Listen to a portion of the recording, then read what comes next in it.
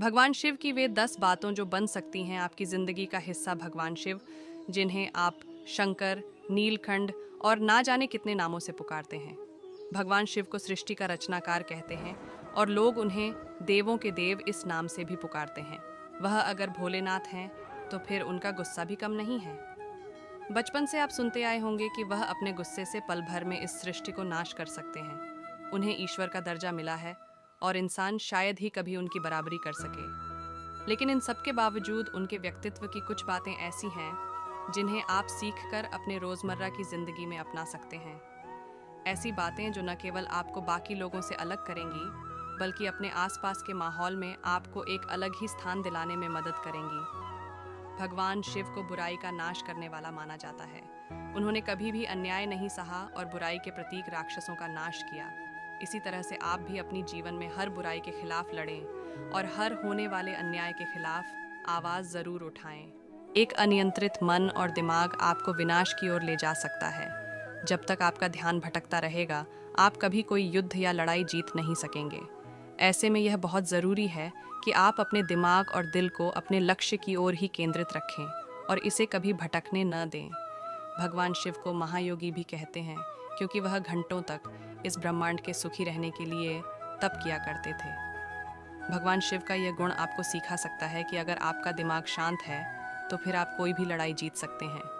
किसी भी समस्या से बाहर निकलने के लिए यह एक बेहतर रणनीति होती है। भगवान शिव हमेशा धन और संपदा से दूर रहे। उनके पास अगर कुछ था तो वह था एक त्रिशूल और एक डमरू।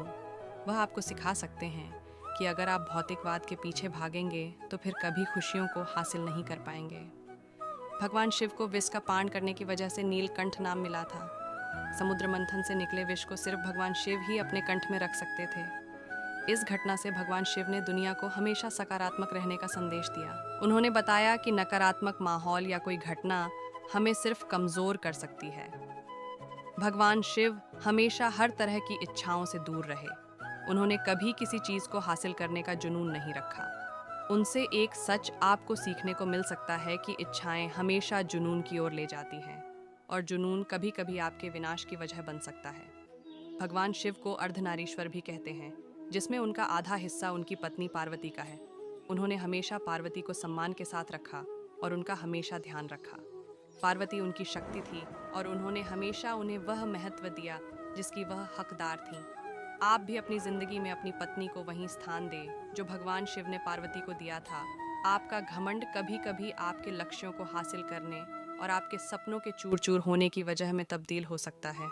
कहते हैं कि भगवान शिव अगर हाथ में त्रिशूल लेकर चलते थे तो इसका मकसद था कि वह अपने घमंड को काबू में रख सकें। उन्होंने न तो कभी अपने घमंड को अपने ऊपर हावी होने दिया और न ही किसी के घमंड को बर्दाश्त किया। भगवान शिव एक महायोगी थी और महायोगी कभी भी मोहमाया में नहीं पड़ते हैं। वह इस बात को जानते हैं कि जिंदगी सिर्फ कुछ पल की ही है और आज जो कुछ भी है वह कल कभी नहीं मौजूद रहेगा। जिंदगी में बदलाव आते हैं और हमें भी उन बदलावों को स्वीकार करना होगा।